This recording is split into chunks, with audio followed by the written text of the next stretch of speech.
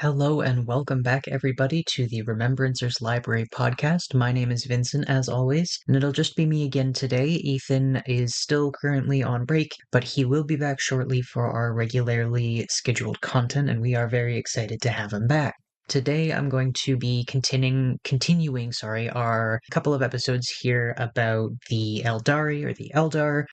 Last time I went over sort of a very brief history and then sort of what the Eldari are biologically more so, and their culture and all that jazz. This time around, I'm going to be going through their history in a bit more detail, the rise and their eventual fall, as well as what their sort of demise as a species, sort of the consequences of that. I will say, small content warning for this episode. It's not going to nearly be as bad as Conrad Kurz's episode, but part of the Eldari culture is, or not the culture, sorry, but the history. There's some pretty messed up stuff that happens, but in this episode I won't be getting too deep into it, so just a small warning that I'm going to just mention a couple things that are a little bit more sensitive. The Drukhari episode specifically coming up, that one will be a bit more of a content warning, as majority of the nasty stuff sort of has to do directly with them,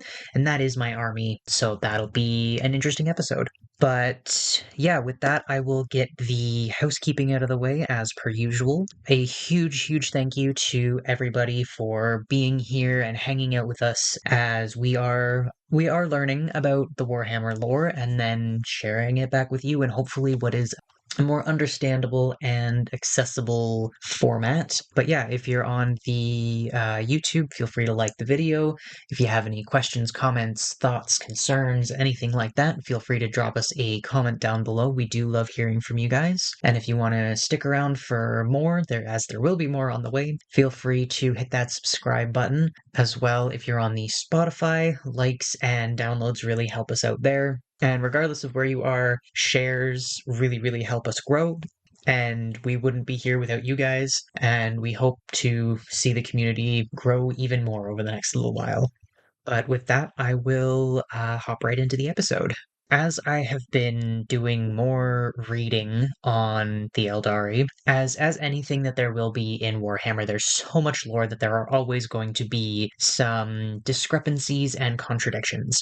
So a quick correction, I guess, or not correction, but amendment to the creation of the Eldari as a species before I get into the War on Heaven stuff. From all of the sources that I was researching from, the most happy medium, I guess, of all of the creation stories for the Eldari would be that the old ones did in fact create the Eldari, and then as the Eldari developed, their focuses, like as the Eldari people focused on certain things as they were developing as a race, that because the Eldari have this such strong connection to the warp, the focus that they had on their development then created their gods into the warp, where and there was something I was reading about how that could be seen as like the gods, like because they were created but then they came up with the story that the gods created the Eldar. The whole thing honestly is a little bit of a mess, but if the gods are created by the Eldar and the Eldar are telling the gods who the gods are, then they're kind of just doing what they were told. I don't know. It is a little bit up to interpretation there, but yeah, it kind of makes the most amount of sense that the old ones or the old Slann created the Eldari, and then the Eldaris manifested their pantheon of gods, and then similarly to how Slaanesh was created. And I will talk about that in more detail in this episode. But yeah, things are a little bit all over the place, but yeah, that is all I have to specifically touch on from last episode. But regardless of how the Eldari came to be, the old ones did foster them for, like I said last time, about 60 million years in order for the Eldari to fight with the old ones in the War on Heaven against the Necron and the Catan. Now, there are two War in Heavens, or Wars in Heaven, however the grammar works for that.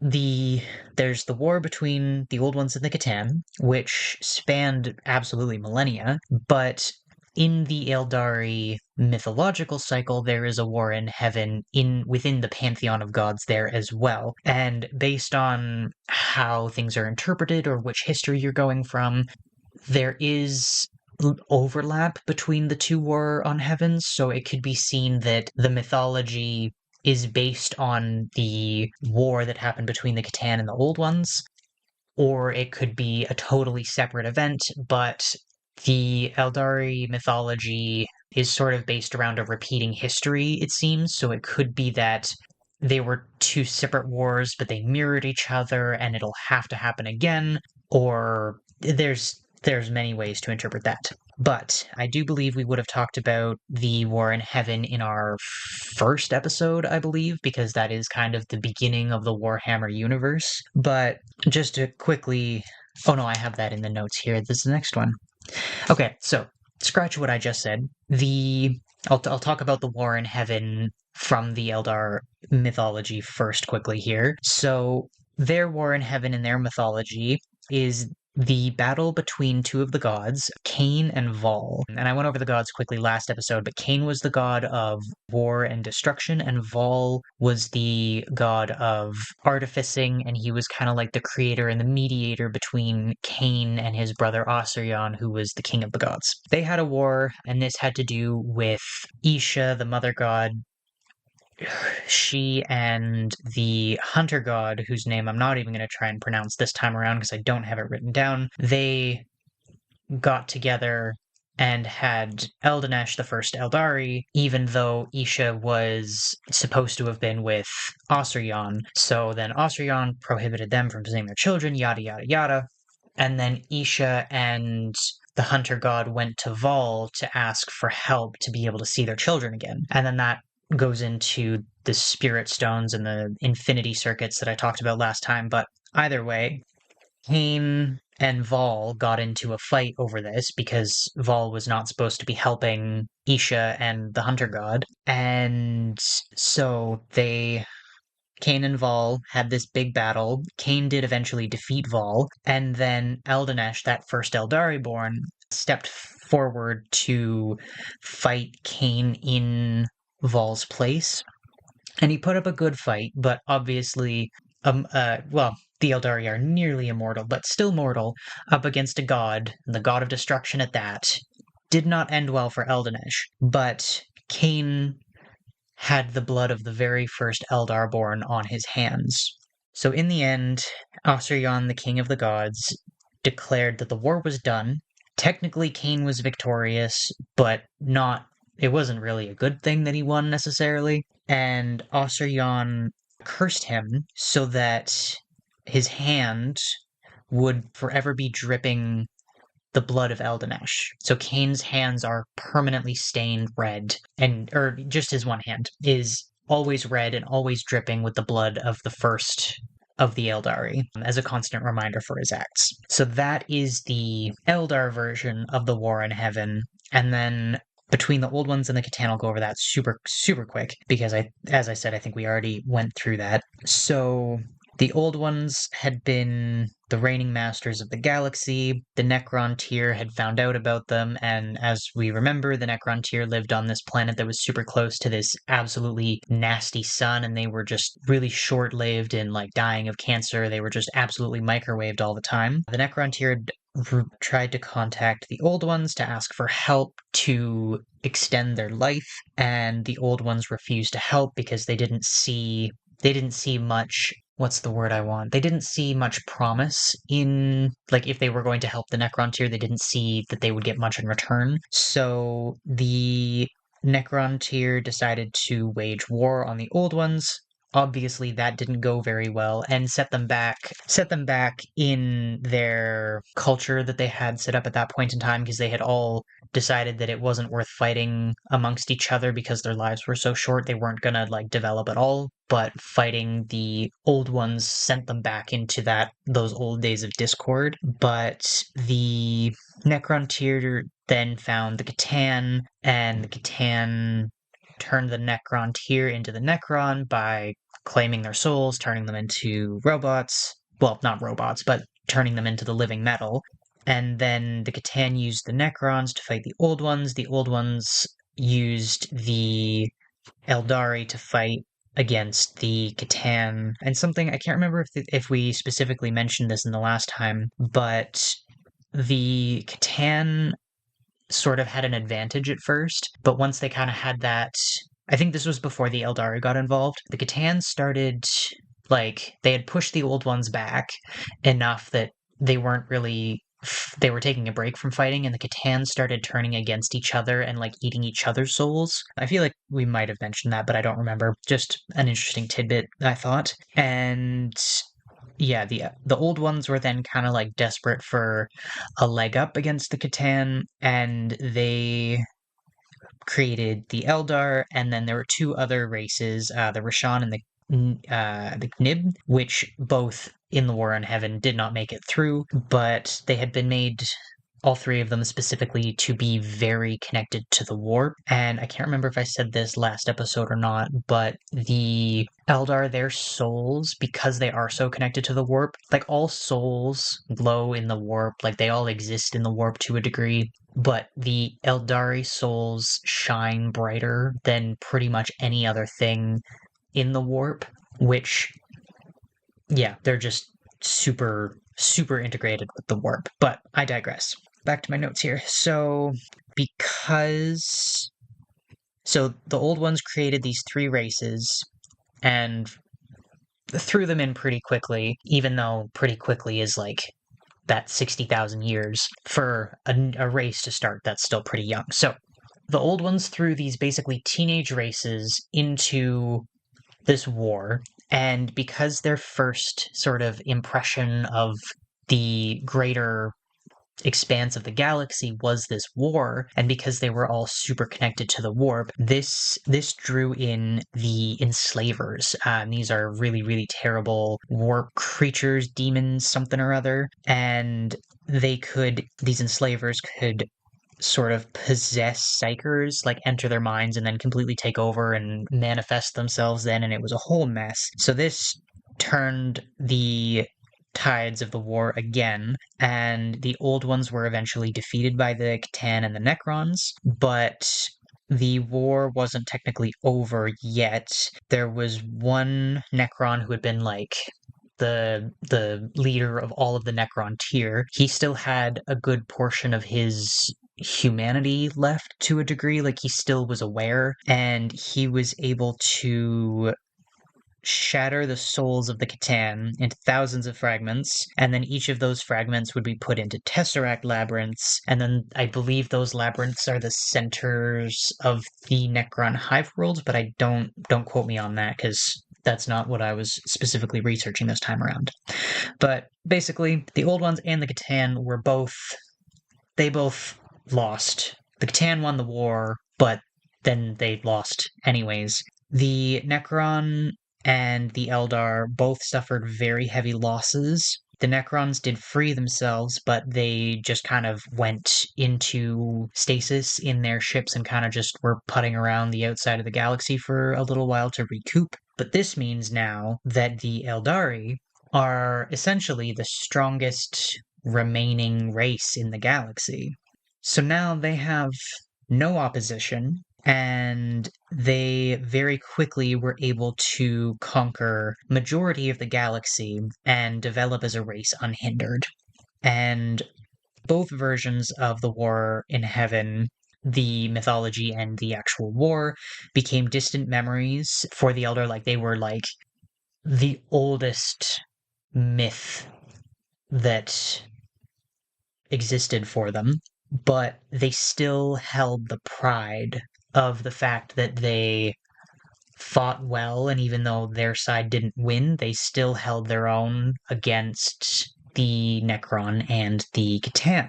So that is the quick overview of the war, both of the War in Heavens, and that leads me into the next section here, which is sort of the little bit of good. So now the Aeldari were they had essentially free reign of the entire galaxy. Imagine, you got some teenagers, their parents are away from the weekend, or for the weekend. You damn well know that those kids are going to throw a crazy party. The entire school's going to be invited, and it's not going to end well. So, yeah, because the Eldari are now unsupervised, free reign. They are super, super connected to the warp, and they are also, like I was talking about last time, their expression, their language, their understanding of emotions and sensory input, and so on and so forth, is so incredibly advanced and deep. This is not going to go very well. So their technology and their magic were not one and the same, but they were very much hand in hand. Their technology was based on their powers, and so because of that, their technology became second nature and very intuitive to develop because it was already sort of a part of their innate being.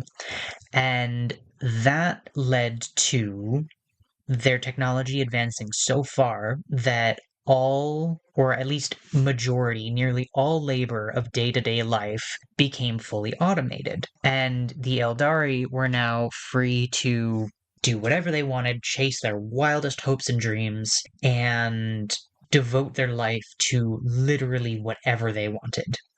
And at this point in time, Slaanesh does not exist. Well, probably exists, but is in a very early stage. They're like not developed, not aware, but the core of the being was probably floating around in the warp at this point in time. So because of this, I don't know how much anybody listening knows about the Eldari already, but at this point, their souls, when they died, would just go back into the warp and then they would be able to reincarnate, which they learned from the old Slan in the early days of the race being around. So they weren't too worried about dying either. So they could get away with some pretty risky stuff because they would just be able to come back and pick up where they left off eventually. So they really could do whatever they wanted. Planets could be,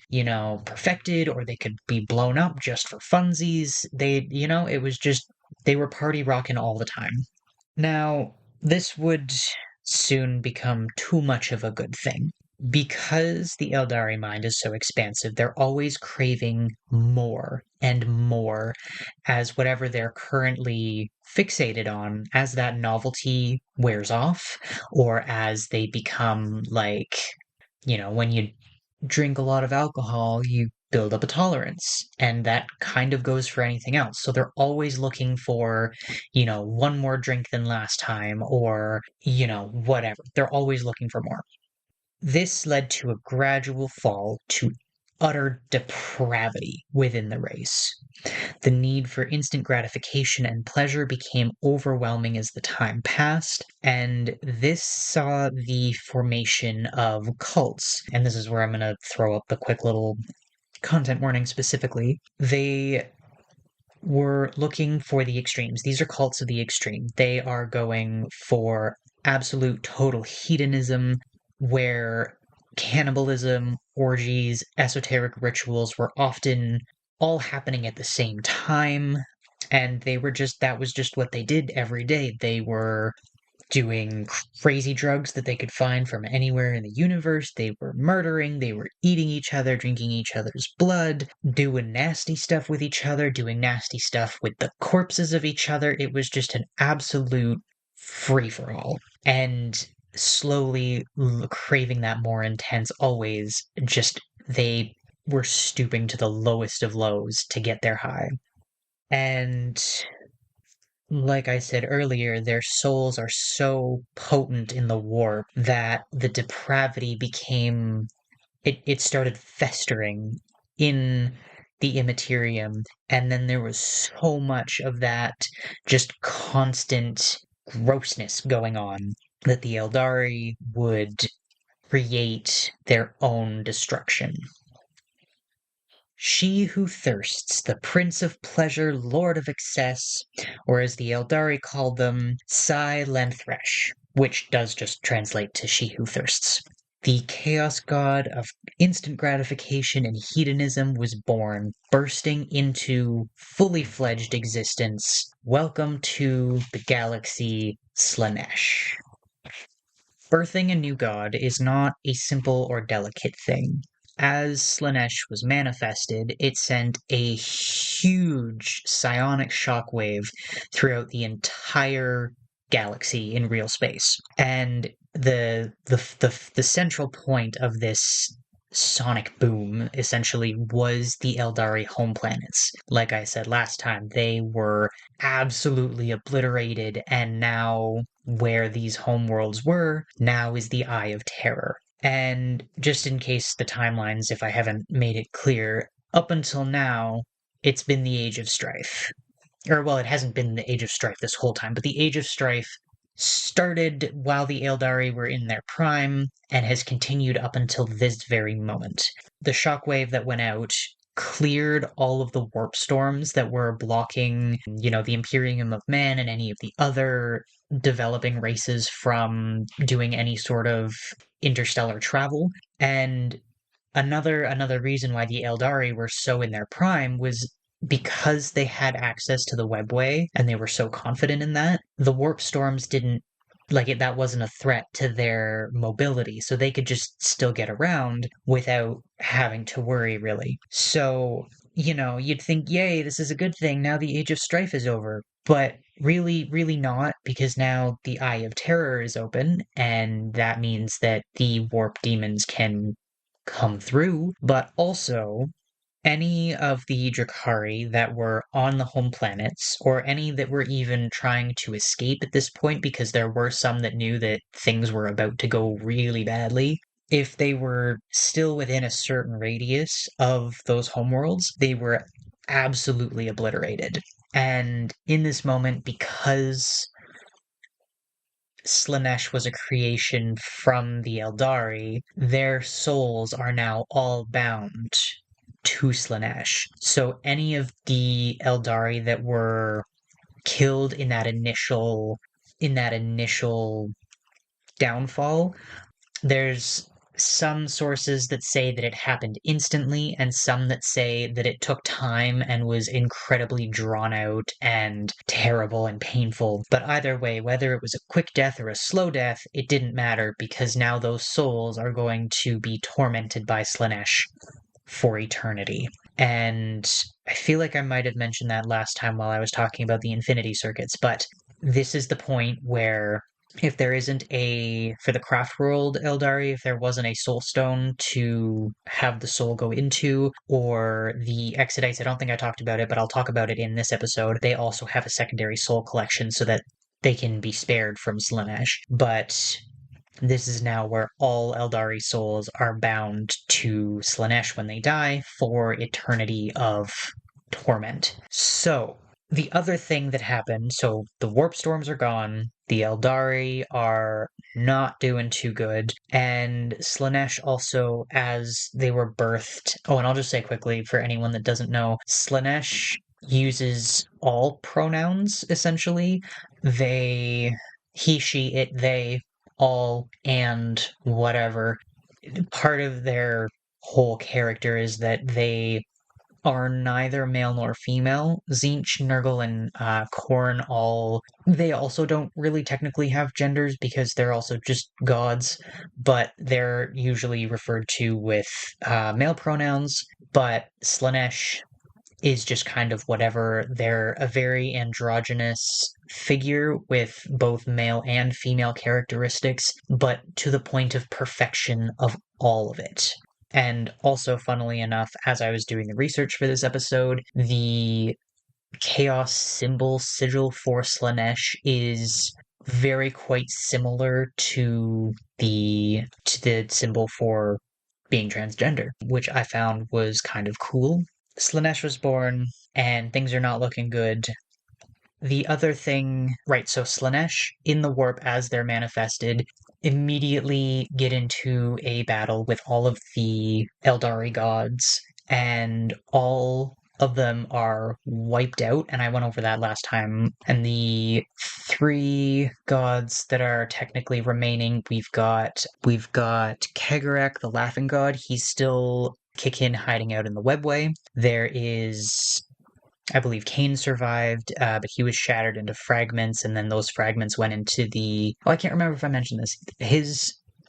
The shattered pieces of his souls went into the infinity circuits in the craft worlds, and then they can summon his avatar to come forth and fight if need be. There's a blood sacrifice ritual, all that kind of stuff, but he's still technically, he was defeated, but he still lives. And then depending on the sources, whether or not Isha is still alive, captive by Nurgle.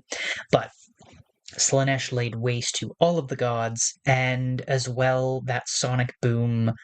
Any psyker, even if they weren't in the vicinity of the Eye of Terror opening up, they still were like in absolute agony. Everyone was getting visions and headaches and probably like, crying tears of blood, all that sort of nasty stuff. But it was only the Aeldari that were close to the Eye of Terror that were completely wiped out. But that was majority of them. I do believe, even with all of the different factions that have populated since this event, the Eldari altogether are considered a refugee species. But don't take my word for that.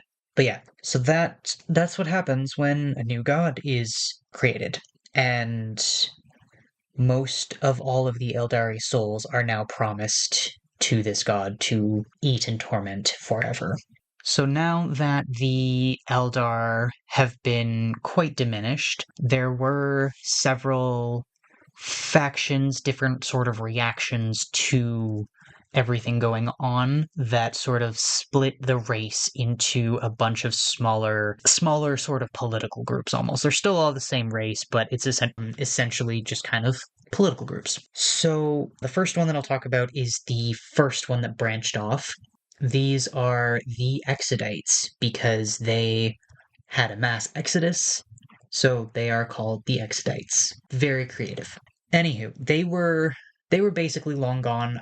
That was the craft world. The Exodites are long gone. They're a very small group, but fairly early on, they were able to see that things were not going well, sort of around the beginning of the decline of the species as a whole, and they were able to be like, hey, this is not good. I'm sure they probably tried to be like, hey, like telling the other Eldari what was going on, but they weren't believed. They were kind of just, I can't remember the word off the top of my head, but the guys that, sometimes in movies, it's like they're standing on the street with a sign, the end is coming, whatever. So that's these guys.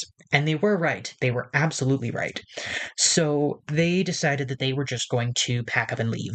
And they now are living on the very edges of the galaxy. There had been a bunch of worlds, these are the Maiden worlds, that had been seeded by the Eldari in their prime. They probably just. I feel like I read something, but I can't remember exactly the details about how they had wanted to have these worlds just in case, or, as a vacation home essentially. But it took many thousands of years for the worlds to develop as they wanted them exactly. So that's why they weren't there yet. But the Exodites were sort of just in time to get onto these worlds. And they're still like they engineered them to be perfectly suited for Eldari life, but they were still fairly rugged. They were still untamed. They were still wild worlds. And that was essentially exactly what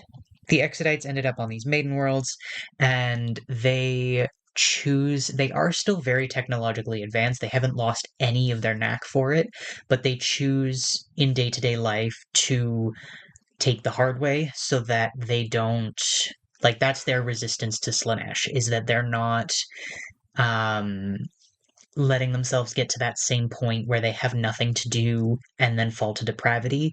They take the stairs instead of they don't get beamed up by Scotty, they take the stairs, or they do their agriculture more so by hand, and so on and so forth. As well, they would sort of tame and work with the animal anim animoid, is that a word? I don't think that's a word. But like the animals that were on the planets, which for most of the Maiden worlds just so happened to be large reptiles. So basically we've got space elves who ride dinosaurs. But that is not technically lore accurate, so don't quote me on that either. A fun thing about that was in a very, very early codex, there was like battle sheets done for these guys, or not battle sheets, but like stats and whatnot done for the Exodites and their dinosaur mounts essentially, but there were no models ever created. And apparently there are people who have like kit bashed to make these, and they are playable, they are legal as far as I'm aware in current Warhammer, or like, if you're playing with your buddies, then whatever. But yeah, they're technically in the tabletop, but also not really. Either way, one of the things, so I went over the infinity circuits for the craft worlds last episode, but obviously for the Exodites, they don't have those infinity circuits. But what they do have is, well, it's not really a thing that they have. They just kind of they become one with their planet when they die. It was called the planet spirit, or the world spirit. That's what it was called.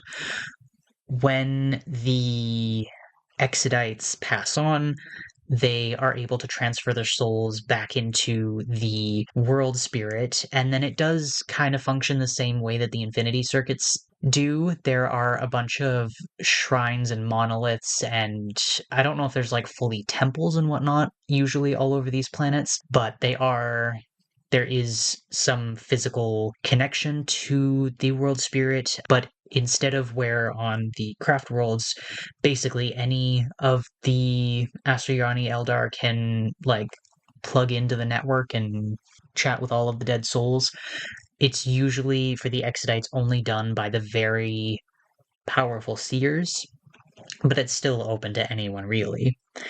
But I think that's all that I sort of have on those guys. They're just kind of chilling, and they're doing pretty okay for themselves. The next small group that sort of broke off is the Harlequins, and these guys are super cool. I didn't really understand what. Like I'd seen the models and I'd kind of heard bits and pieces about them here and there, but I didn't fully understand what they are until I was doing this research, and my next kit is probably going to be some of these guys. Anyway, so the Harlequins are the followers of Kegarak, the Laughing God, who is currently chilling in the webway. He kind of watches over them. They were able to escape the birth of Slaanesh, most likely because Kegarak was watching over them, but they are nomadic across the whole galaxy. The Exodites, they're nomadic on their planets, but these guys are Sorry, these guys aren't Exodites. The Harlequins are nomadic across the entire galaxy, sort of like a traveling circus. The Harlequins, essentially the Cirque du Soleil of the Warhammer universe, they visit any of the Aeldari that they come across, and they do performances and tell stories of Aeldari history. They remind their kin of the mythological cycles, and also, why things are the way they are now. They go back over the fall and all of that good stuff. And they are welcomed by all of the factions, the Crafts Worlds, the Asuryani, the Exodites, the Ynnari, which I'll get into next, and the Drakari. They can go and hang out with any of the groups, and everything's all fine and dandy. And in tabletop Warhammer, they can play in any of the factions. They can play with the Craft World Aeldari, and they can play with the Drakaris. So, yeah, they're just kind of all over the place. Their souls, I was not able to find I was only able to find sources that said that there was no information basically about how they save their souls from Slaanesh. The only thing I could find was the ritual, and that's it. there is just a ritual and their souls are okay. Most likely, it's their god that saves their souls from Slaanesh. There was something that I was reading about a very powerful and rare type of Harlequin that's called a solitaire, I believe. And the running theory is that when those ones die, because they're like, there's something about how their souls have to go to Slaanesh no matter what, but that Kegarak would appear if one of them died and fight Slaanesh for the soul. It was a whole thing. I'm not 100% sure. I couldn't find many more sources on that, so that is all I will say on that. But as well as being beautiful performers, they are also devastating fighters. Like I said, they will fight with any of their kin, mostly close combat and quick trickery, because Kegarak is also their god of trickery, so they're very sneaky, tricky. They've multi-classed as bards and rogues.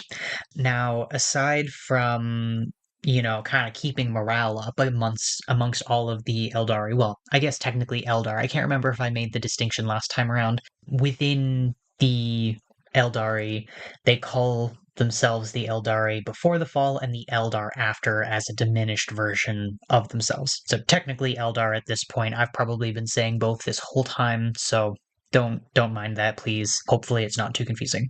Either way, the Harlequins, their primary role, though, other than traveling around, was protecting the Black Library of Chaos. And this I didn't do much more research on because I'm figuring we're going to have, it's either going to be a subpart in another episode or it will get its own episode.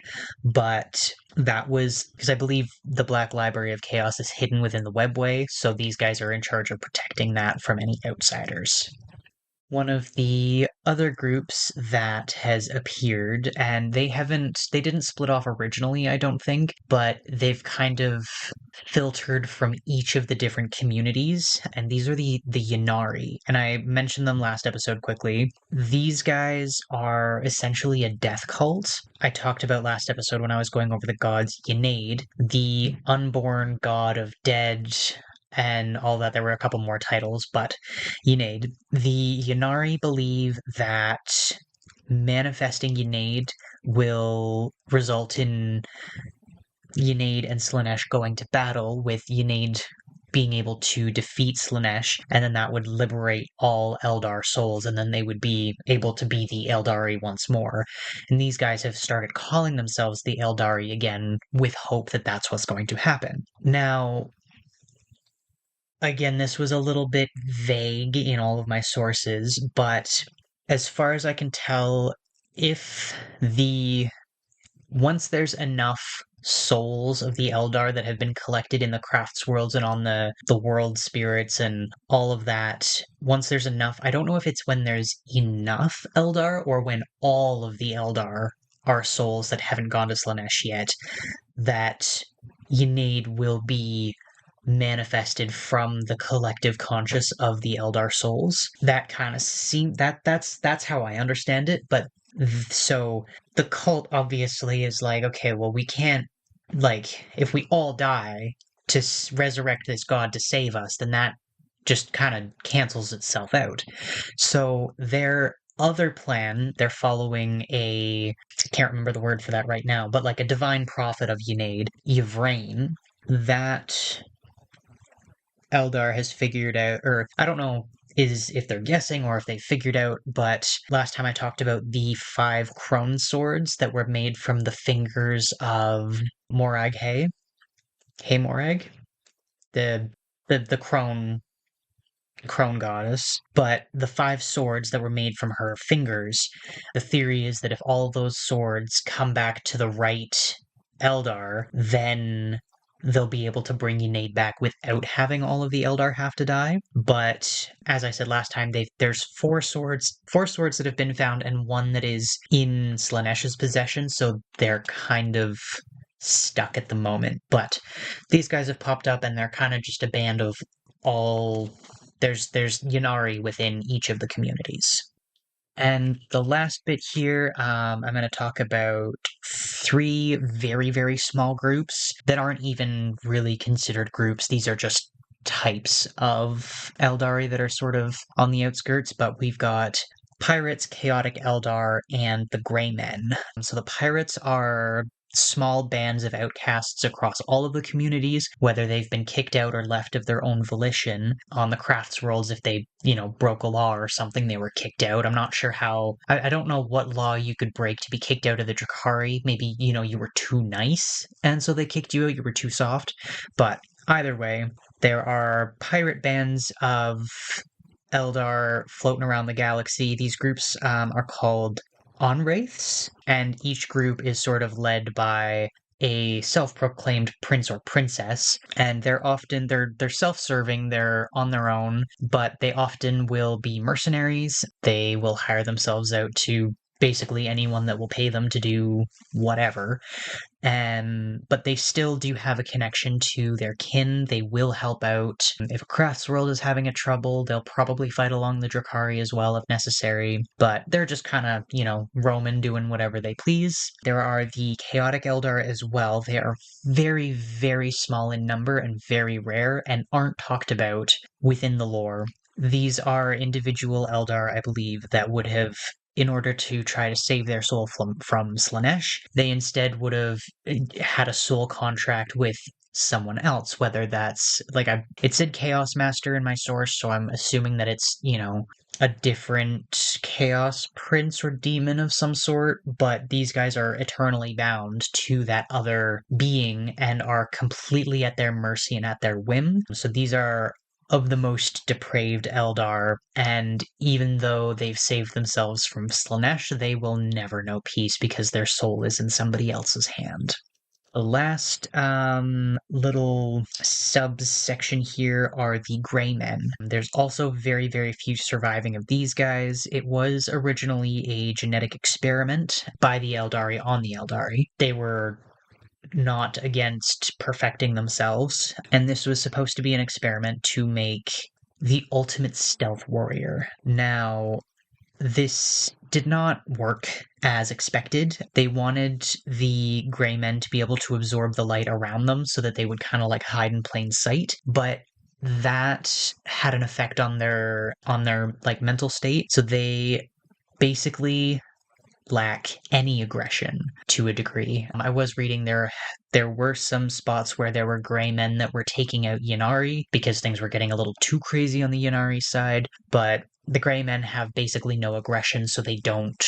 A warrior without aggression is just a dude with a pointy stick. Anywho, the few remaining, they're hiding in Necromunda, the Hive City, but that's basically all I have on that, which that does in fact bring us to the end of the episode. Next time I will be doing, I don't know if I'll make it one episode or two shorter ones, but I will be going over the Crafts Worlds, the Asuryani Eldar, and then the Drakari. So yeah, I guess that is really all I have. So thank you very much for sticking around to listen to this one. I hope you enjoyed. If you have any questions or corrections or anything like that, please feel free to let us know in the comments. And we look forward to seeing you in the next couple of episodes. And once I get either this next one or two episodes out, Ethan, I do believe will be back at that point. So we will be super happy to have him back. And I believe we'll go back to the Siege of Terra at that point if we don't continue talking about some other Eldar or something else. But yeah, thank you very much. Again, if you were on the YouTube, please feel free to drop a like if you enjoyed this episode, share a comment if you've got anything that you want us to know. Feel free to hit that subscribe button. We release episodes weekly every Tuesday, so if you want to throw the notification bell on for that, that is super cool. Thank you very kindly. If you're on the Spotify, give us a like, drop a download. That really helps us out. And of course, if there is anyone you think that would enjoy this, please feel free to share us around. And yeah, we really appreciate everybody sticking around, and we will see you next week. Bye!